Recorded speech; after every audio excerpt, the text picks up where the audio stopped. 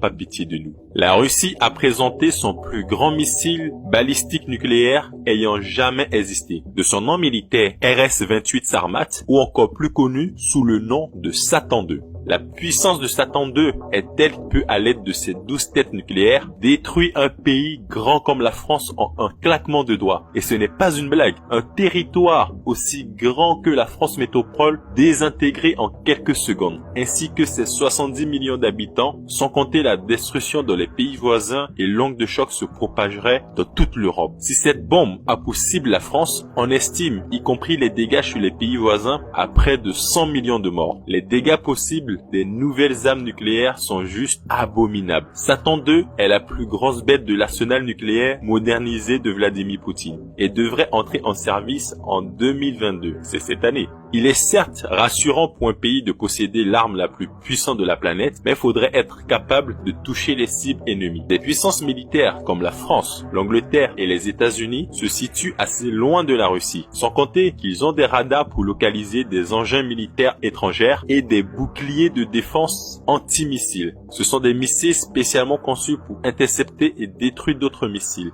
Mais c'est là que Satan II est très dangereux, voire invincible, voire invulnérable. Cette arme de 208 tonnes a une portée, à prêter vos oreilles, de plus de 18 000 km. Depuis Moscou, il est capable de toucher n'importe quel point sur la Terre. Aucun pays au monde n'est à l'abri. Même pas si vous vous abritez dans le coin le plus reculé du pôle Nord, du Sahara ou de l'Amazonie. Tous les pays européens, y compris les États-Unis, sont vulnérables à ce missile. En plus de sa puissance et de sa portée, il est équipé d'une technologie furtive pour tromper tout type de système radar ennemi. Même les radars russes sont incapables de le détecter. Il est juste un fantôme. Mais le pire n'est pas là. Aucune technologie de défense antimissile ne serait en mesure de l'arrêter. C'est un missile hypersonique de vitesse Mach 20, soit 20 fois la vitesse du son. C'est égal à plus de 25 000 km/h. Il est si rapide que aucun missile au monde ne peut l'intercepter. Il pourrait faire le trajet Moscou-Londres en 6 minutes et les trajets Moscou-New York en 14 minutes seulement. La présentation de cette arme a rendu obsolètes tous les boucliers de défense antimissiles. Ils sont devenus totalement inutiles. En théorie, aucun missile de défense ne pourrait arrêter cette arme nucléaire avant qu'elle ne touche sa cible.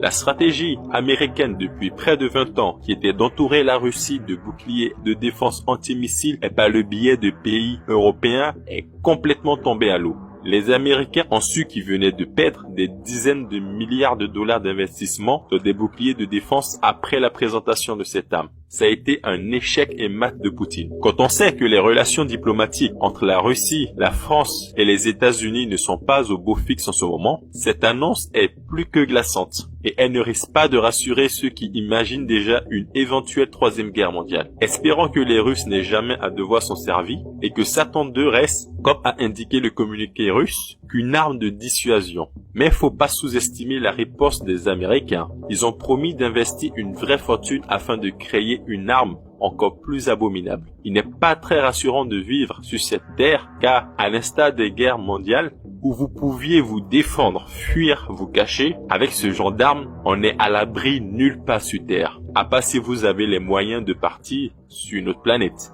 Mais nous connaissons quelques personnes qui en seront capables. Merci d'avoir suivi cette vidéo et si cela t'a plu, n'hésite pas à t'abonner. C'était la sagesse du Komodo et je te dis tchuss.